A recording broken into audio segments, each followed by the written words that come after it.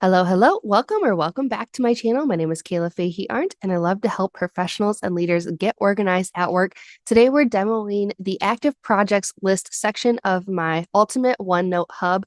Just for some background, I did record a video on my YouTube channel. That might be how you found this tutorial. And today, I'm going to show you how to use the pieces inside the ultimate OneNote Hub. There's going to be several other videos in the ultimate OneNote Hub playlist, so check that out on my channel. I also wanted to let you know that I have activated membership. So if you go to my channel page and click join, you'll see there are two tiers, the organized leader and a leader systems circle. Organized leader gets you early access to new videos, priority reply to comments, members only posts and updates, and of course, loyalty badges. But then the leader systems circle gets you access to monthly member only live streams where I talk about behind the scenes systems. You can ask me questions and I'll post polls so that you can request future videos, things you're wondering about, whether it's like OneNote or Teams or Microsoft Loop, Outlook, etc. And of course, I will shout you out as a member. So if you're interested in that, check that out on my page. Let's get down to demoing the active projects list as part of the Ultimate OneNote Hub. So it's in our projects section and it's this second tab here. So in the original demo of the video, I did kind of share just briefly what you might use this for. And for me, I love to use this as a communication tool for myself to keep myself updated on where I am at with projects when I don't want to dive into like a Kanban board or like look in meeting notes. These are the high level next steps, as well as a great communication tool for my leader. So I'm going to put in a real life example beyond this one that I've given from my work recently. So one of the things I'm doing is you might know about me, I'm a lab scientist and I cover transfusion medicine for a large healthcare system. And one of our goal areas is quality and safety. So this just helps you categorize the goal or the project area. So for me, it's one of our performance dimensions, quality and safety. And in the transfusion world, we have something called a massive transfusion protocol. So when people are bleeding out or just not doing very well, we give them blood continuously to make sure that we save their life. So it's kind of a big deal. And we're working as a system. We have 12 locations, I think 10 hospitals where we're doing massive transfusion. And we want to standardize those protocols so they're the same across the system, no matter if one physician's working one place or another. So I'm going to call this MTP, Massive Transfusion Protocol Standardization Project. All right. And so for this project, I've been working with a project manager to do all these various steps to prepare us for essentially a workshop. All right, so what I love to do is make check boxes so that I can keep track of my recent updates, my working notes, and anything I want to communicate to my leader at a high level. So it looks like Microsoft has done an update and the to-do tag is now a circle button with a check mark. Very slick, feels really upgraded for what Microsoft usually does. I really like it. There is something to be said about the traditional box, and I noticed I'm not seeing that anymore. So when I come over to the tags, this is normally where you would be to find that checkbox. I do see checkboxes down here with like little people or priority number 1 or 2 or request. I'm just going to click priority 1. It still allows you to check the box. So it probably depends if you've updated your OneNote in a while. I'm on this desktop app version. Of course, you know there's also in the browser, and you can also use OneNote within the Teams app. There's so much variation, which can sometimes make it hard, but use the tools you have, customize it for yourself, and make it fun. All right, so what I would do is I'm going to stick with these like new little check circles because I like that. So one of the recent things that I had to do was that in January, I'm going to put 1/1, not the exact date, but 1/1, current state, assessment, and report out.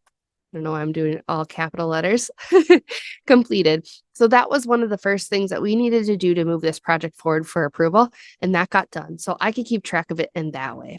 And then one of the next things I needed to do is I needed to make a decision if we were to go to workshop around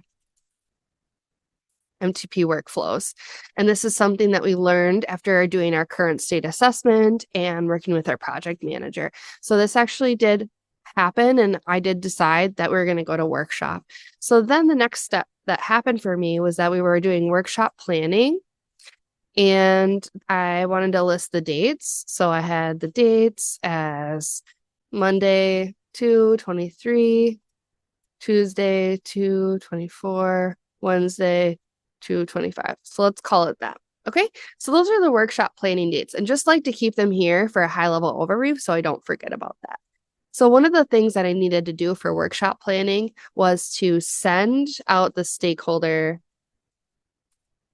list, finalize, and reach out to separate areas. So there were some different groups that we weren't sure if we were going to include in this workshop. So what I actually did here to get this indented was just push the tab button. You can come over here and you can navigate using the indent increase position here too. So that's how you get that indented.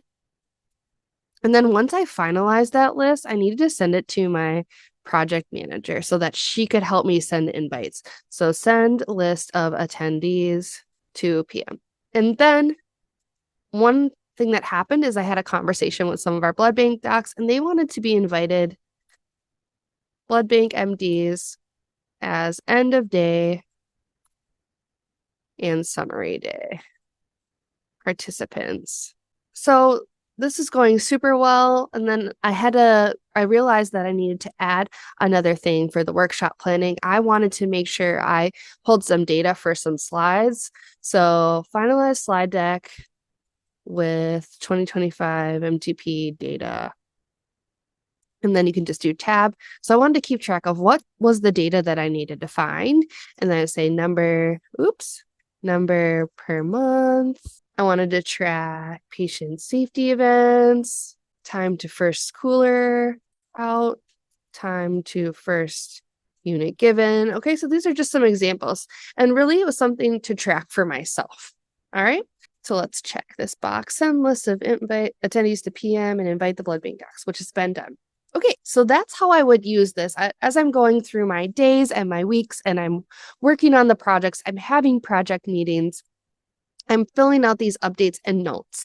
I know for one of my other projects, I had one where it was like, connect with X person on X meeting topic, right? And then it became irrelevant. So what I ended up doing is I checked it off, and then I did the strike through. I wanted to keep it because it was something that was taking my mental space, but I also knew that it became irrelevant, and so I crossed it off. So that's kind of how you can use that.